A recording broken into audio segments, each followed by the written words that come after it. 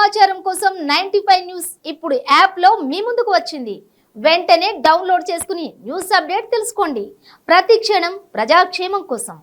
Welcome to 95 news. ప్రతి క్షణం ప్రజాక్షేమం కోసం. నేను మీ మాధురి. జనంతో మనం మనతో జనం కార్యక్రమానికి స్వాగతం.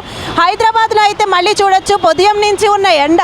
ఈరోజు ఎండ బాగా వచ్చింది అని జనం ఆనందపడేలోపే మళ్ళీ వర్షం బీభత్సంగా కురుస్తోంది. ఇక్కడైతే చూడొచ్చు మెట్రో రైలు కింద ఎంత ట్రాఫిక్ ఆగిపోయిందో. చాలా బండ్లన్నీ ఆగిపోయి మెట్రో ప్లాట్ఫామ్ కింద యాక్చువల్గా వేచి చూస్తున్నారు వర్షంతో పడుతుందని. ఒక్కసారి మీరు చూడొచ్చు జనమంతా ఎలా ఆగిపోయారో, ఎంత ఇబ్బందులు పడుతున్నారో.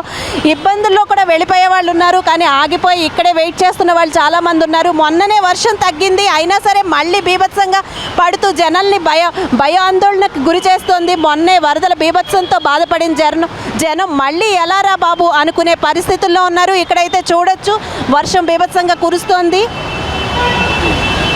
అయితే చూడొచ్చు బీభత్సంగా ఉన్నాయి. ప్రజలు ఎంత ఇబ్బంది పడుతున్నారో మనకు తెలుస్తోంది. 10 నిమిషాల్లో రోడ్స్ ఇలా అయిపోయాయి అంటే ఇంకా మొన్న 4 రోజులకి రోడ్స్ ఎలా అయిపోయి ఉంటాయో మనం ఊహించవచ్చు. ప్రతి వైపు చూడొచ్చు నీరుగా ఉంది. మొత్తం వెళ్ళే వాళ్ళకి ఎంత ఇబ్బందులు పడుతున్నారో. దీనివల్ల ట్రాఫిక్లు ఆగిపోతున్నాయి.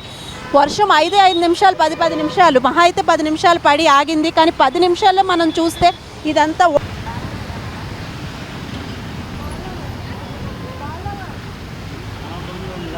మాట్లాడతారా?